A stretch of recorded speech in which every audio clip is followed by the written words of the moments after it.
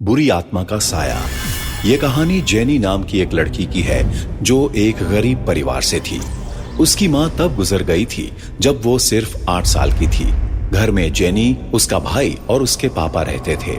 उसके पापा अक्सर शराब पीकर जेनी को मारते थे। एक दिन यह सब इतना बढ़ गया कि जेनी को अपने छोटे भाई को लेकर घर से भागना पड़ा। वे दोनों बच्चे नागपुर से भागकर गोवा आ गए। 15 साल की जेनी ने भागने का निर्णय तो ले लिया था, मगर अनजान जगह पर अपने और अपने 9 साल के भाई का ध्यान कैसे रखेगी यह उसे नहीं पता था। जेनी और उसका भाई जेनिश एक पुराने सुनसान चर्च के सामने बैठ गए और वहीं लोगों से भीख मांगने लगे। तभी एक नन ने उन्हें देखा और उनसे बात करने आई। जेनी ने उसे सब कुछ बताया और नन को उन पर तरस आ गया। वह उन्हें चर्च में ले गई। चर्च का वातावरण जेनी और जेनिश के लिए नया था। चर्च की दीवारों पर अजीब सी पेंटिंग और चित्र बने हुए थे जो डरावने थे। रात में चर्च की घंटियां अपने आप बजने लगती थी और अजीब सी आवाजें सुनाई देती थी। जेनी ने जेनिश का एडमिशन चर्च के ही स्कूल में करवा दिया और खुद प्रेयर ग्रुप का हिस्सा बन गई। धीरे धीरे उसका पूरा झुकाव गॉड की तरफ हो गया और चर्च ने उसे भी एक नन बना दिया। लेकिन नन बनने के बाद जेनी के साथ कुछ ऐसा होने लगा जो उसने कभी सपने में भी नहीं सोचा था। एक रात जब वह अपने कमरे में सो रही थी, अचानक उसे झटके आने लगे। वह ऐसे चीखने लगी जैसे कोई उसे बहुत जोर से मार रहा हो।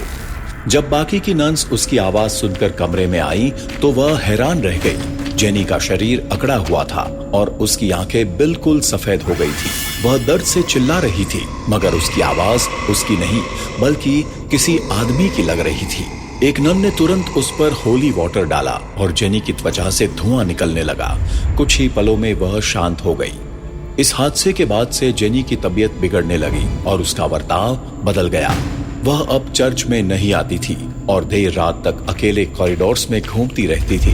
कभी वह बेवक्त हंसने लगती, कभी किसी आदमी की आवाज में अजीब अजीब बातें करती, कभी किसी पर जोर से दहाड़ती जैसे कोई जानवर हो, तो कभी कोने में बैठी रोती रहती।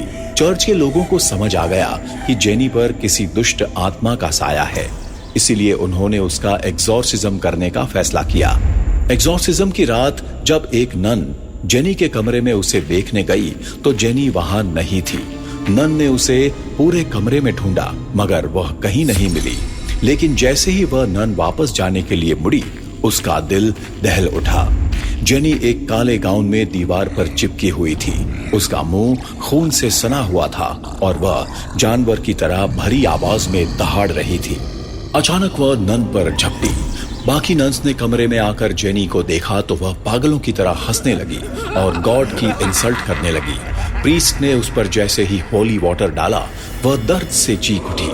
खुद को एग्जॉर्सिज्म से बचाने के लिए वह खिड़की से कूद गई। जेनी की जान तो बच गई, मगर उसकी रीढ़ की हड्डी पूरी तरह से डैमेज हो गई थी, जिससे वह फिर कभी चल नहीं पाई। इसके बाद जेनी का एग्जॉर्सिज्म करना काफी आसान हो गया, लेकिन जब तक चर्च के लोगों ने उसका एग्जॉर्सिज्म शुरू किया, तब तक उसके अंदर की दुष्ट आत्मा जा चुकी थी। जेनी को चर्च के हॉस्पिटल में एडमिट किया गया। प्रीस्ट यह जानना चाहते थे कि आखिर जेनी के साथ ये सब कैसे हुआ।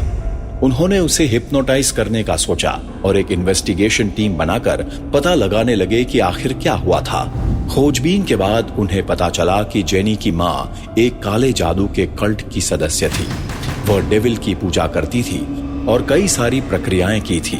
जेनी की माँ ने डेविल को खुश करने के लिए जेनी के शरीर का भी इस्तेमाल करने की कोशिश की थी, लेकिन उसके पापा ने आकर उसे बचा लिया था। 4 साल की जेनी किसी अजीब भाषा में कार्सिस बोलने लगी थी और उसने कहा था कि वह अपने पापा की मौत का कारण बनेगी।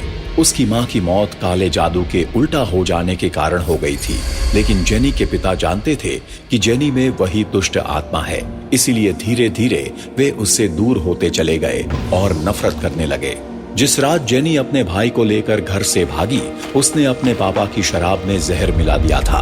उसके पापा की मौत उसी रात हो गई थी। इसके बाद से जेनी पर दुष्ट आत्मा का साया था। इसका मतलब था कि जेनी को खुद डेविल ने पोजेस किया था। यह सब जानने के बाद प्रीस्ट का दिल दहल उठा।